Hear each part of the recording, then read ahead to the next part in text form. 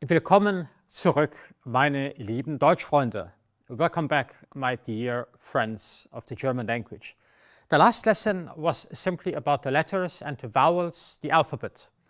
This lesson is about certain combinations, and if you master them, your pronunciation is almost set in the German language. At least you would know how to pronounce it.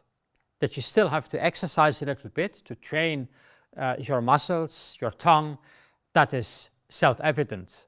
But German is much, much easier than English or French if it comes to the combination of letters which change the pronunciation. And this is exactly what this lesson is all about. There are a couple of so-called diphthong in German. Diphthong sounds very scientific, sounds very fancy, because this is what, in a certain way, I can say, people dealing with languages have a source of income in making it a little bit more difficult, even though it is actually quite easy. Diphthong simply means that you have usually two vowels put together, and that changes the pronunciation. So they are sort of together, like in a marriage, if you want. The most famous one in German, or the most often seen, is the combination of the letter E and the letter I. Now I use the German pronunciation. So in English is the letter E and the letter I, which is not pronounced A, usually. It is only pronounced A, so EI, when the E is the last letter of one syllable and the I becomes the first letter of the next syllable. Just for you to have this in the back of your mind. But usually this combination is pronounced I.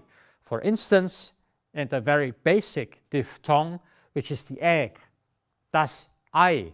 It's not das A, it's das Ei. Or here the letter is die Leiter. It's not die Leiter, it's die Leiter. Das hier ist eine Leiter. This here is a letter. Or the bucket, der Eimer. In German, there is an expression, es ist alles im Eimer, everything is in the bucket, translated word by word. And this technically means that there is nothing more to be done, in a rather negative sense of the word. Das Ei, die Leiter und es ist alles im Eimer. Another combination, another diphthong, is E and U, also E und U, which almost exclusively is pronounced Oi.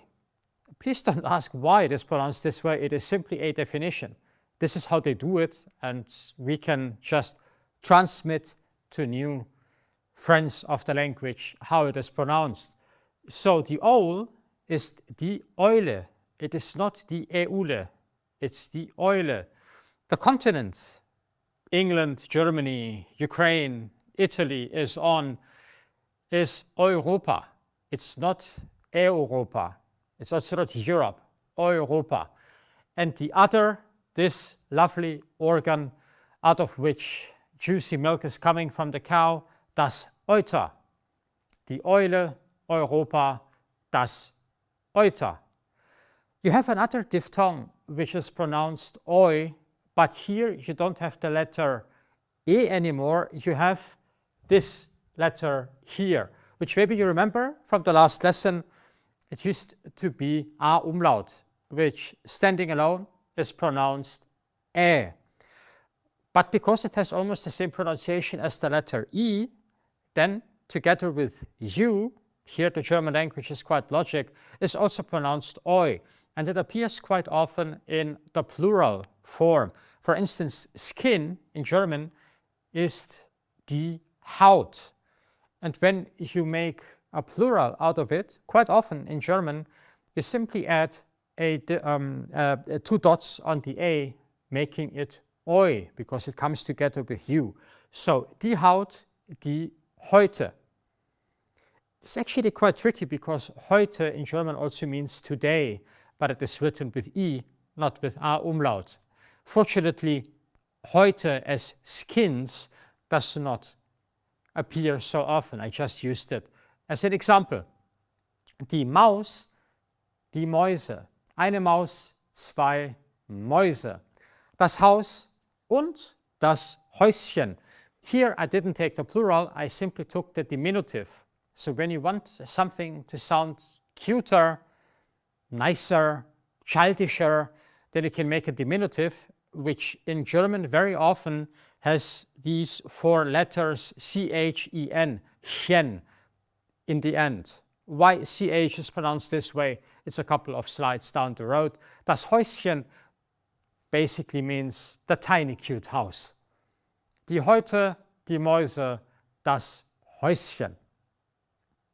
And then, of course, we also have combinations of consonants.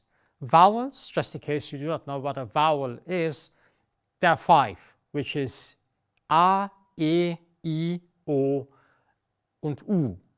And the umlauts, so when you also have two dots in it, sort of are also considered vowels.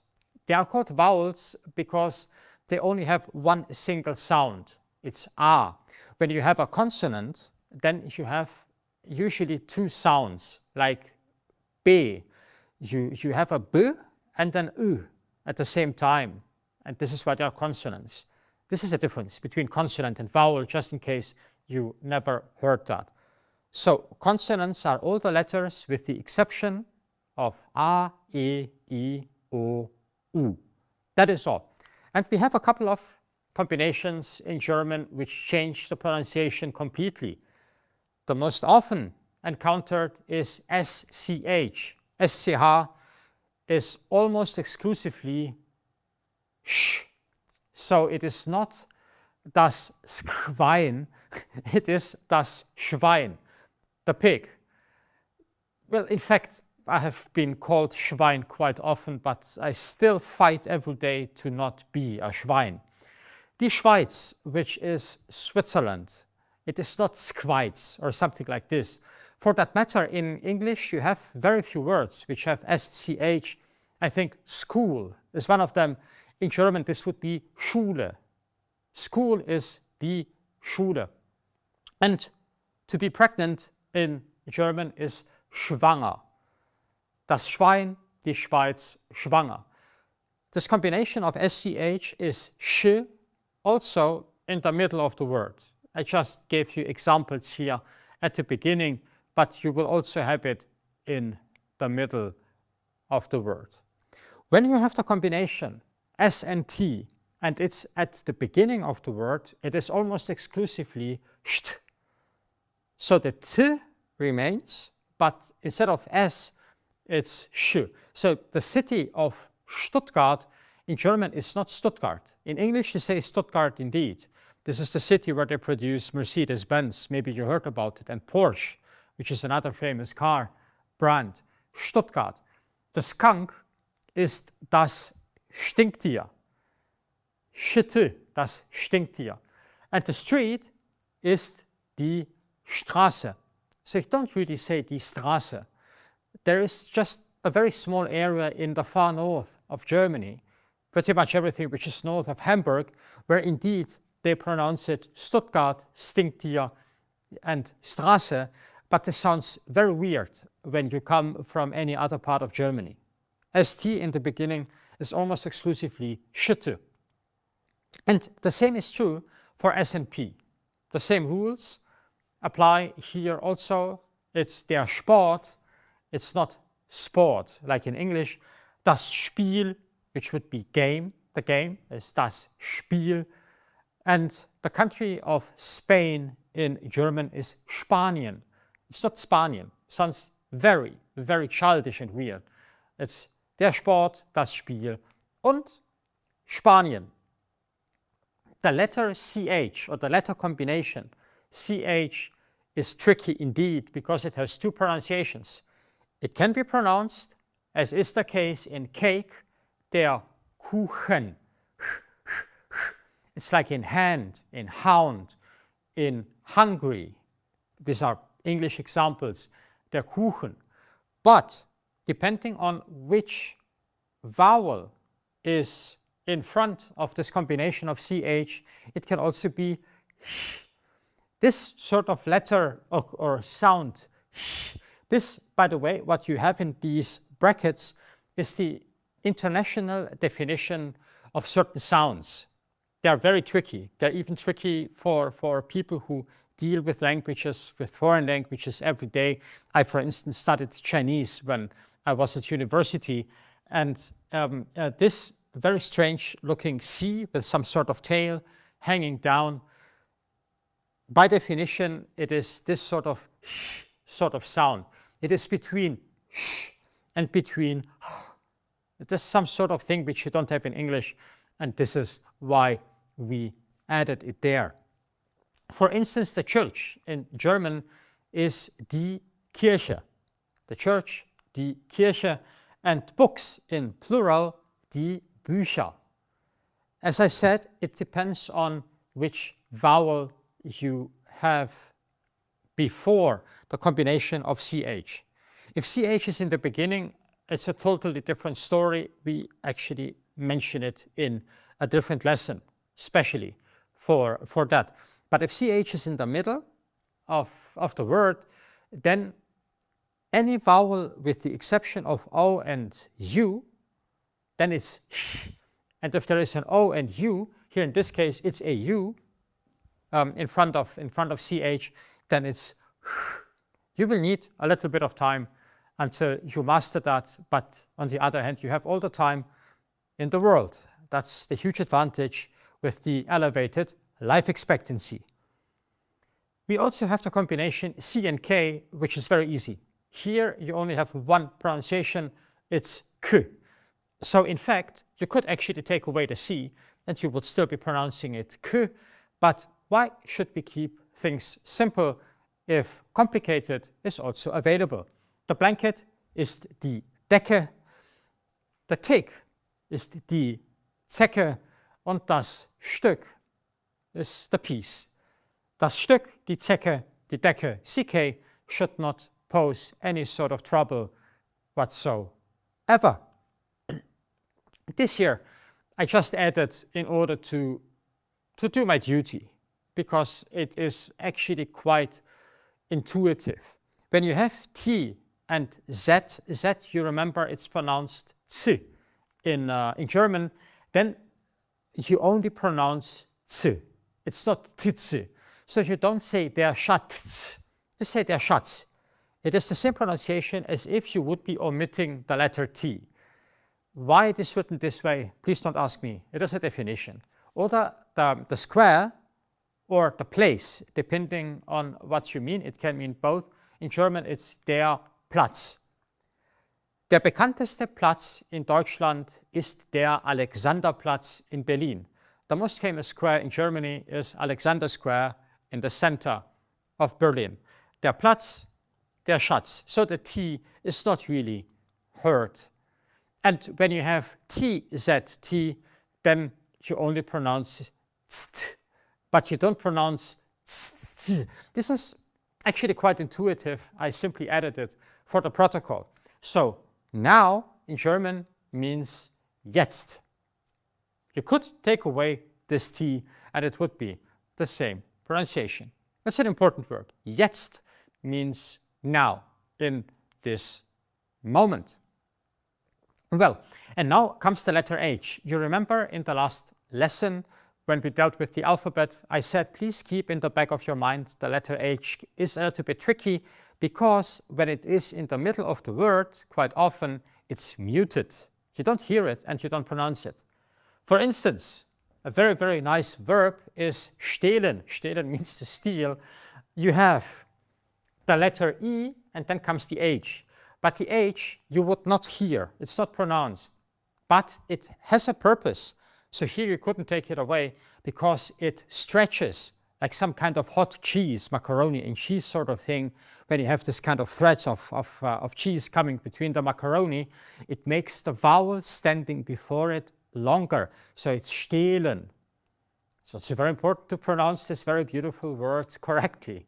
Or sehen. Sehen means to see or to watch, depending on what you want to say. It's sehen. It's long, it's stretched because of the H, but it's not sehen. So the H is completely muted. that the purpose of this letter is just to make the word and the vowel longer. And to walk is gehen. Zu Fuß gehen is to take a walk, to actually walk by foot, as the Germans say. Gehen, you can also use like to go somewhere. Dieser Junge geht zur Schule.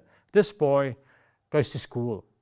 Gehen, very often appearing this verb sehen, gehen, stehlen. The H very often coming after a vowel is muted, but simply makes the vowel longer. Another modality to make a vowel longer, in this case the vowel I, so I in English, is to simply add an,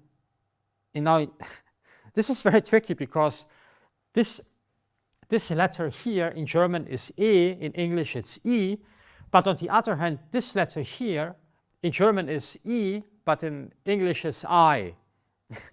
and it is also for me quite confusing. So now I'm just using the English pronunciation of the letter. If you want to stretch the letter I in German, then you can also add the letter I. So you have I-E. As a combination, the I is not pronounced. So the knee, which is this sort of part of the body, in the middle of your leg, if you will, it's not Knie, it's Knie, das Knie. Almost exclusively, with very few exceptions. Whenever you have the combination I-E, the E is not pronounced. It's just a long I. And what you can also have in German, and not just, is that you have two identical consonants one after another.